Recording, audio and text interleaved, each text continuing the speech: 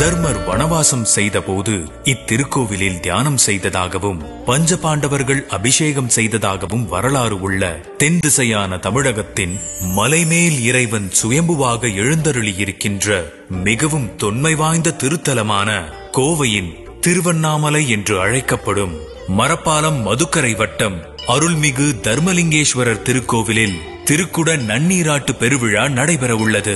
பிரதோஷ நாளில் வழிபடுபவர்களுக்கு தொழில் வளத்தையும் கிரிவலம் செல்லும் தம்பதியருக்கு குழந்தை பேரையும் கிடைக்க அருள் புரியும் வரலாற்று சிறப்புமிக்க இத்திருக்கோவிலில் 10/7/2025 ஆனி மாதம் 26ஆம் நாள் வியாழக்கிழமை காலை 8 மணி முதல் 9 மணி வரை திருக்குட நன்னீராட்டு பெருவிழா நடைபெறுகிறது.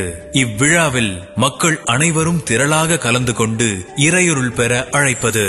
மானுடம் காக்கும் உன்னத பணியில் நல்லறம் அறக்கட்டளை கோவை.